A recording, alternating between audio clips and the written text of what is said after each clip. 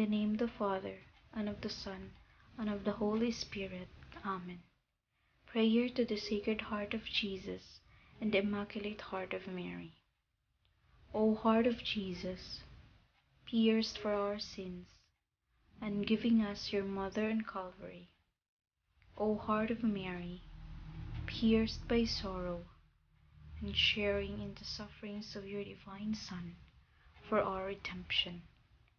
O sacred union of these two hearts, praised be the God of love, who united them together.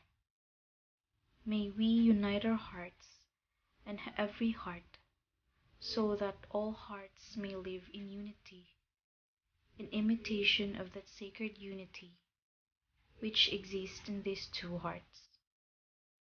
Triumph, O sorrowful and immaculate Heart of Mary. Reign, O most Sacred Heart of Jesus, in our hearts, in our homes and families, in the hearts of those who, as yet, do not know you, and in all nations of the world. Establish in the hearts of all mankind the sovereign triumph and reign of your two hearts, so that the earth may resound from pole to pole with one cry. Blessed forever be the most Sacred Heart of Jesus, and the sorrowful and immaculate Heart of Mary. Obtain for me a greater purity of heart and a fervent love of the spiritual life. May all my actions be done for the greater glory of God, in union with the divine Heart of Jesus and the Immaculate Heart of Mary. Hear and answer our prayers and intentions, according to your most merciful will. Amen. In the name of the Father, and of the Son, and of the Holy Spirit. Amen.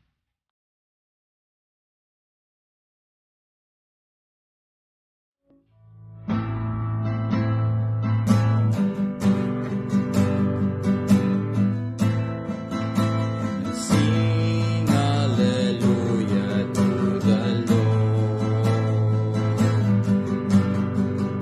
and sing hallelujah to the Lord, and sing hallelujah, sing hallelujah, sing hallelujah to the Lord. And sing hallelujah to the Lord. And sing hallelujah to the Lord. And sing hallelujah, sing hallelujah, sing hallelujah to the Lord.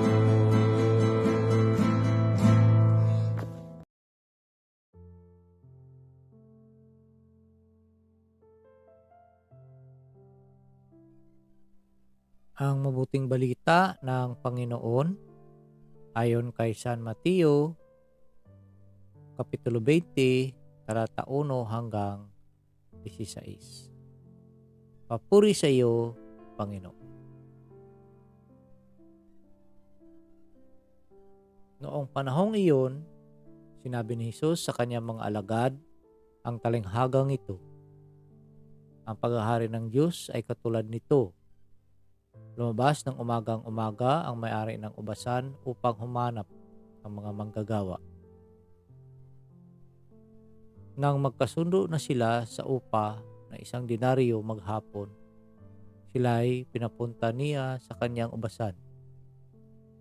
Lumabas siyang muli nang mag-iikasyam ng umaga at nakakita siya ng iba pang tatayo-tayo lamang sa liwasang bayan. Sinabi niya sa kanila, "Pumaroon din kayo at magtrabaho sa aking ubasan, at bibigyan ko kayo ng karampatang upa." At pumaroon nga sila. Lumabas na naman siya ng mag-iika-12 ng tanghali at ng mag-iikatlo ng hapon. At gayon din ang ginawa niya.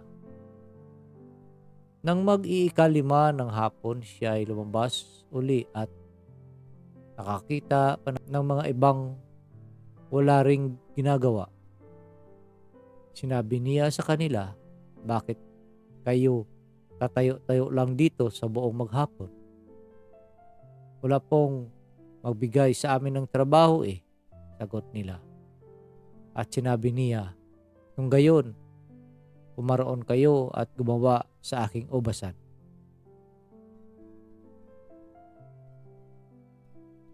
Pagtatakip silim, sinabi ng may-ari ng ubasan sa kanyang katiwala, "Tawagin mo na ang mga manggagawa at sila'y upahan. Magmula sa huli hanggang sa buong nagtrabaho. Ang mga nagsimula ng mag-ikalima ng hapon ay tumanggap ng tig-iisang denaryo. At nang lumapit ang mga nauna, inakala nilang tatanggap sila ng higit doon. Ngunit ang bawat isa ay tumanggap din ng 1 denaryo. Pagkatanggap nito, nagreklamo sila sa may-ari ng ubasan. Sabi nila, 1 oras lang pong gumawa ang mga huling dumating, samantalang maghapon kaming nagpagal at nagtiis ng nakakapasong init ng araw. Bakit naman po ninyo pinagpare-pareho ang upa sa amin?" At sinabi niya sa isa sa kanila, "Kaibigan, hindi kita dinadaya. Hindi ba't nagkasundo tayo sa 1 denaryo? Kunin mo ang ganang iyo at umalis ka na. Maano kung ibig kong upahan ang nahuli ng tulad ng upa ko sa iyo? Wala ba akong karapatang gawin ang aking maibigan sa ari-arian ko? O naiinggit ka lang sa aking kabutihang loob? Kaya't ang nahuhuli ay mauuna, at ang nauuna ay mahuhuli." Ang mabuting balita ng Panginoon. Pinupuri ka namin, Panginoong Hesukristo. Isang mapagpalang linggo po sa ating lahat. First of all, ako po ay nagpapasalamat sa ating kung may kapal sa pagkakataong ito na nakabalik po tayo sa ating munting gawain na ito. So, kumusta po mga kapatid? Mahaba-haba ring mga araw na hindi tayo nagkasama. So, ngayon ay magkasama tayo para pagnilayan ng ating Ebanghelyo sa araw na ito ng linggo, September 24, 2023. Ang ating gospel ay mula kay St. Matthew chapter 20 verse 1 to 16. So ito po mga kapatid ay tungkol po sa generosity of our God, no? Ng ating Panginoon. Sa kanyang kabutihang loob para sa atin. Binigyan niya tayo ng biyaya para po tayo ay mamuhay. At din kung balikan natin ang ating gospel, masasabi natin na ang Panginoon ay para bang masabi natin na unfair, ano, na pag bibigay ng sahod, no? Unfair para dun sa mga nauna dahil dun sa mga nahuli. So kung titingnan natin, yung unang nagtrabaho at yung nahuling nagtrabaho ay parehos lang ang pareho lang yung sahod nila, no? Same amount lang, no? Yung nag-umpisa ng for example, 8:00 hanggang 5:00 ng hapon ay nakatanggap ng isang denaryo do'n sa ating gospel. Gano'n din ang nagtrabaho sa huling mga oras, 'no? So, sa ating gospel kung titingnan natin at babalikan, nagreklamo yung nauna dahil sabi nila kami nga yung nagbata sa ano, 'no, sa init, tapos ang sahod na binigay ay pareho lang, 'no, dun sa mga nahuli. So, sa ating buhay ay minsan gano'n din tayo, 'no? Puro tayo reklamo. 'Pag medyo nakalamang lang yung isa, lalo na sa trabaho, ay nakaramdam tayo ng inggit, 'no? Magsisilos tayo dahil ikaw nga yung nagtrabaho ng todo, pero parehos lang kayo ng benefits, kumbaga sa ano, ng natatanggap dun sa mga hindi gaano naghirap, ano. So, ba't din dito mga kapatid, pinapahiwatig lang ng ating Panginoon that yung grasya ng Diyos, 'no, His generosity, 'no, ay walang pinipili, 'no. At hindi unfair, no. Dahil ang gusto lang dito ng ating Panginoon, ng ating Panginoong Diyos ay makaramdam tayo na tayong lahat ay pare-parehong biniyayaan. Ay sa araw-araw na nating pamumuhay ay pareho tayong biniyayaan ng Diyos na makahinga, no? At dito natin matatanto na kung gaano tayo kamahal ng ating Panginoon.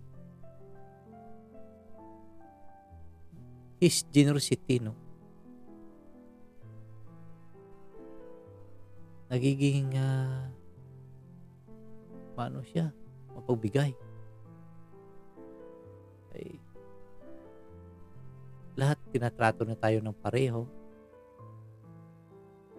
So, yung sinasabi ng ating Panginoon sa ating gospel that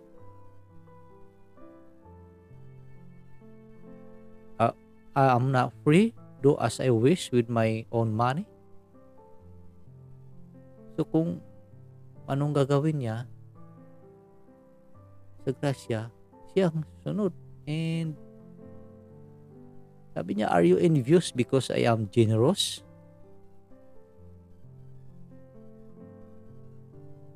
No? Na ano tayo, no? Dahil sa generosity ng ating Panginoon, pa din ang binibigyan niya dito that thus the last will be first and the first will be last. So, nung ibig sabihin natin nito, o ano bang nasa isip natin? So, may mga taong masasabi natin na sa pananampalataya ay medyo nauna sila, no? Nauna sila na natuto, no? Kung gaano mahalin ang Panginoon, paano tayo mag-response. And then meron namang ibang nahuhuli, no? Yung bang converted lang, yung huli nang na tuto sa pananampalataya. But then, nauuna pa sila, no? Yung mga matagal na sa yung bang sinasabi natin na halos bahay na nila yung simbahan ay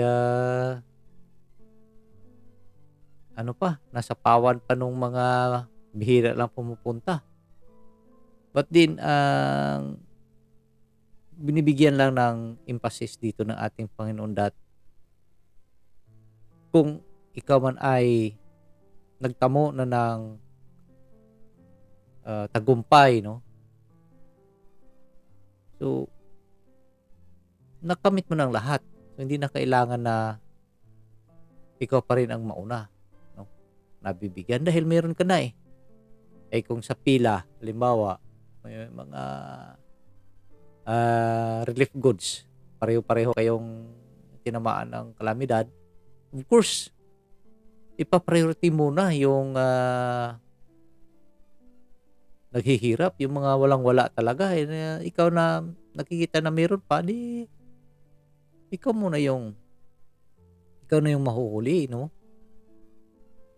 So, sana na may mga kapatid, huwag tayong magdamdam ng kung anong inggit o anumang jealousy sa ating kapwa dahil pare-pareho tayong binibiyayaan ng ating Panginoon.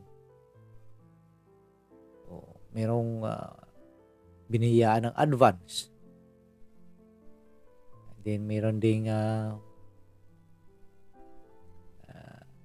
bininayaan ng bandang huli.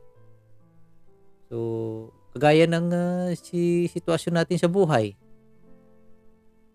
Even I myself, noon ay masasabi natin na sa estado ng pamumuhay ay nasa ibang talagang nasa ilalim ka, no? Ilalim. Talagang kung sa mahihirap, doon ka talaga sa pinaka mahirap na sitwasyon.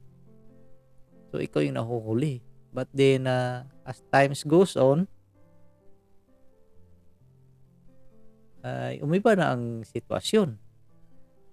Yung noong panahon na yun na nauna na sa karangyaan, ay masasabi natin na nahuhuli na. Hindi ko naman sinasabi na ako na ngayon, ako kami na ngayon ang nauna. But then, ibang mga tao noon na masasabi mong on their life, no? Talagang masagana sila. But, sa paglakad ng panahon, so, ngayon, yung iba, masasabi natin na nasa ilalim na. So, yun nga, yung mga nauna na noon ay nahuli na ngayon. At ang mga nahuli noon ay nangunguna na ngayon. So, but din, nalalahanin natin mga kapatid at ang ating Panginoon ay talagang siya po ay may malaking pagmamahal sa atin. The blessings that He gave to us is fair, no? Pareho lang tayo. So, sana naway pagsikapan din natin na kung ano man ang mga bagay na natatanggap natin, kung ano man meron tayo, maging kontento tayo at magsikap. Huwag tayong padala sa ating mga emotions, no? Na siya pong nagtutulak sa atin para po ay makaramdam ng inggit sa ating kapwa. So, mga kapatid, napakaganda ng ating gospel ngayon. So, alalahan natin that how God is generous to us. Ibibigay niya ang lahat para lang po sa atin. na kanyang mga mahal or kanyang minahal. Yung Ama natin sa langit, dahil sa pagmamahal niya sa atin, ay nag-sacrifice o sinacrifice yung kanyang kaisa-isang anak para po tayo ay mailigtas sa kasalanan. So, naway, ang ating gospel ngayon ay ating maisabuhay at mamalagi sa ating isipan that ang ating Panginoon ay napaka-generous, no, sa atin. So, yun lang po mga kapatid, at muli po happy Sunday sa inyong lahat, at ako po ay nagpasalamat sa lahat natin ng mga taga-subaybay, sa ating mga subscribers. Marami pong salamat sa inyo. Sana naway ang Panginoon ay gagabay sa atin sa araw-araw nating pamumuhay at iligtas po tayo sa anumang kapahamakan. At wag lang po nating kalimutan na kumapit lang po sa patalim ang salita ng ating Panginoong Jesucristo.